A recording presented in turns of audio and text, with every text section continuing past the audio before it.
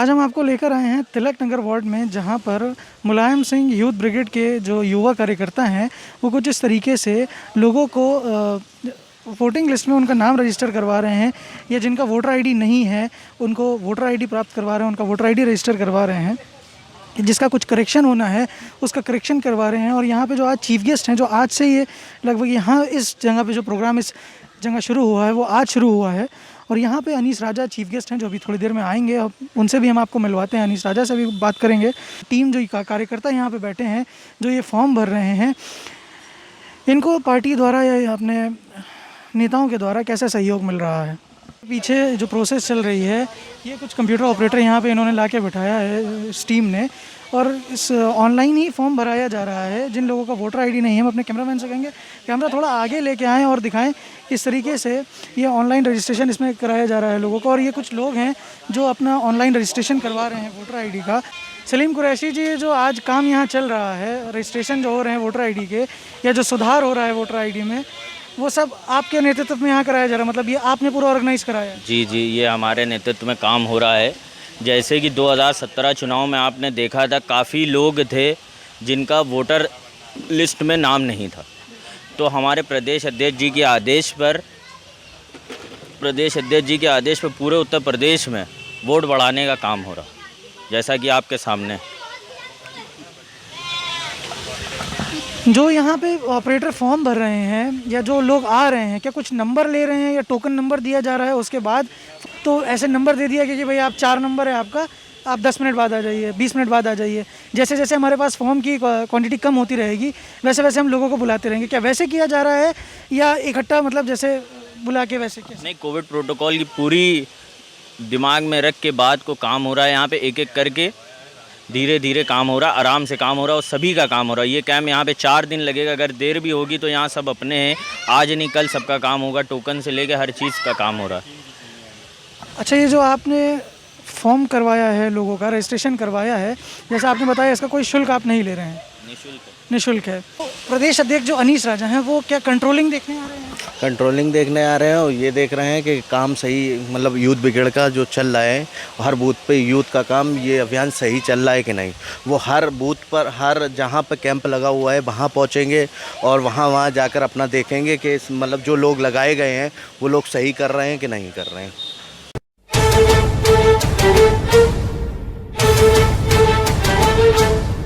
ये समाजवादी झंडा, ये समाजवादी झंडा।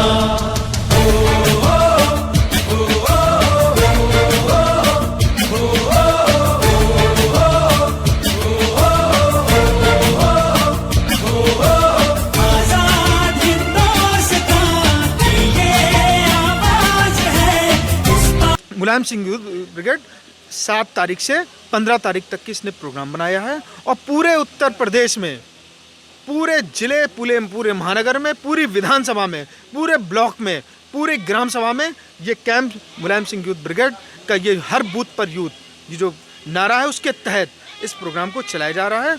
और लगभग 50,000 से भी ज़्यादा वोटों को डेली बढ़ाने का काम किया जा रहा है। और मुलायम सिंह यूथ ब्रिगेड जहाँ वो एक तरफ वोट बढ़ाने का काम कर रही है, और सरकार की नीतियों के खिलाफ, उनकी गंदी मानसिकता के खिलाफ लगातार सड़क से लेकर के सदन तक लड़ने का काम करती चली आई है, और इसी कड़ी में आगे भी इसी तरह से लड़ाई लड़ने का काम करती रहेगी। और जब तक इन गंदी मानसिकता को रखने वाले आरएसएस भारतीय जनता पार्टी को सूबे से उखाड़ करके फेंक नहीं देती, तो गरीब किसानों, छात्रों, नौजवानों, दलितों, पिछड़ों, वंचितों, अल्पसंख्यकों के खिलाफ चलने वाली ये सरकार को सूबे से उखाड़ करके फेंक नहीं देती, तब तक हम लोग शांत होकर के नहीं बैठेंगे। अब किस तरह से ये लोग षड्यंत्र करके किस तरह से सरकार इस सूबे में बनाए, उस पर पूरी तरह से इनका काम चल रहा है। ये आरएसएस और भारतीय जनता पार्टी के लोग पूरी ताकत, पूरी मेहनत के साथ घरों में चोरी जा करके वोटिंग लिस्ट से वोट काटने का काम कर रहे हैं।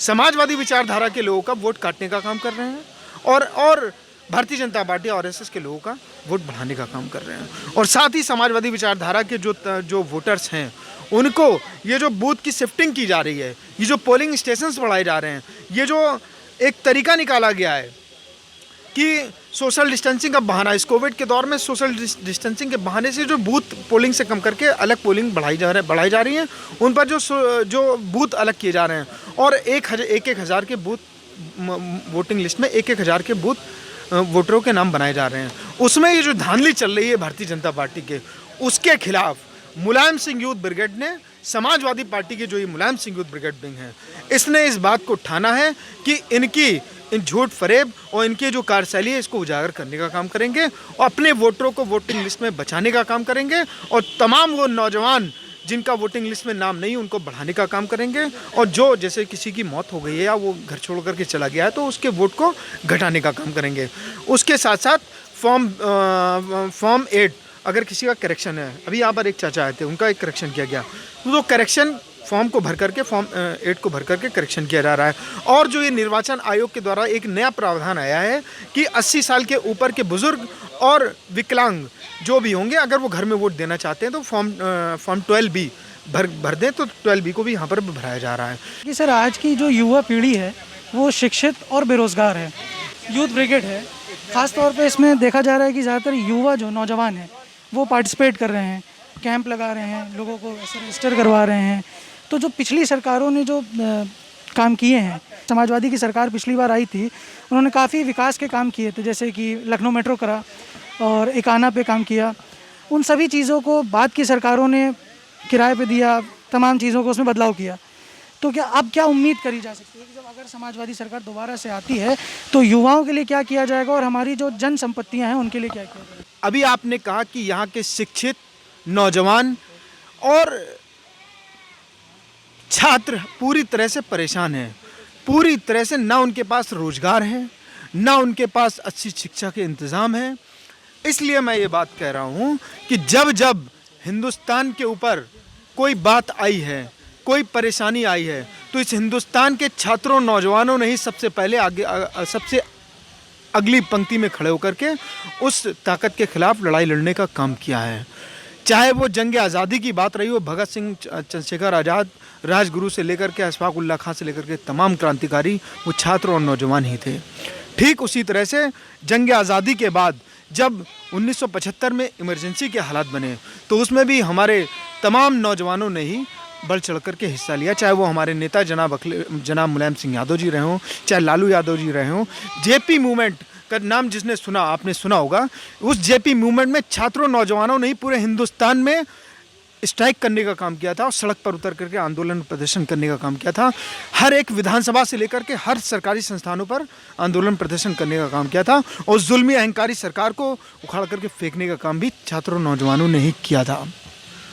आज हमारे मुल्क के ऊपर फिर वही अघोषित इमरजेंसी जैसे हालात आज हमारे मुल्क में हैं।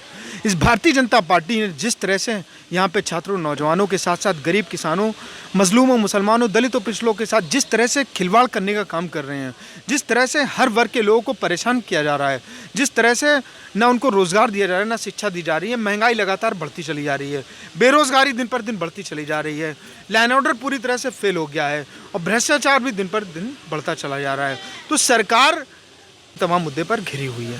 यूथ ब्रिगेड जो काम कर रही है, अब जो उम्मीद जताई जा रही है कि सर जो पिछला जो हो गया अब उसको सुधारा जाएगा, उस पर आप क्या कहेंगे? जो भी चीज़ें सर बनाई गई, अब वो जो बिगड़ गया, निज़ाम बिगड़ गया, अब वो निज़ाम को कैसे सही करा जाएगा अगर समाजवादी सरकार आती है? समाजवादी पार्टी ने हमेशा अन्याय अत्याचार के खिलाफ लड़ाई लड़ने का काम किया है। डॉक्टर लोहिया जी के आदर्शों पर चलते हुए, माननीय नेताजी के आशीर्वाद से जनाब अखिलेश यादव जी लगातार समाजवाद को आगे बढ़ाने का काम कर रहे हैं। और जब उनको 2012 से लेकर के 2017 तक की इसको सरकार को, सूबे की सरकार को चलाने का मौका मिला, तो उन्होंने इस सूबे में रहने वाले हर एक गरीब किसान को, दलित, पिछड़ों को, वंचित अल्पसंख्यकों को उनका हक और उनका हुकूक देने का काम किया था।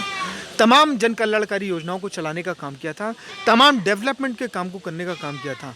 लेकिन भारतीय जनता पार्टी ने झूठ को फैला करके, अफवाहों को फैला करके, फरेब को फैला करके, जुमलों को फैला करके कहीं ना कहीं सूबे की आवाम को गुमराह करके उनका वोट लेने का काम किया था। लेकिन मैं आपके माध्यम से ये कहना चाहता हूँ कि इस सूबे की आवाम को सच और गलत के सच क्या है और गलत क्या है उसके बारे में पता चल गया है। और आने वाले 2022 के चुनाव में सूबे की आवाम इन जुमलेबाजों को इस सूबे से उखाड़ करके फेंकने जा रही है और जनाब अखिलेश यादव जी के नेतृत्व में समाजवादी पार्टी की सरकार बनाने जा रही है। तिलक नगर वार्ड में आपको दिखाया किस तरीके से यहाँ पे पोलिंग बूथ जो चलाई गई है, किस तरीके से लोगों का रजिस्ट्रेशन किया जा रहा है।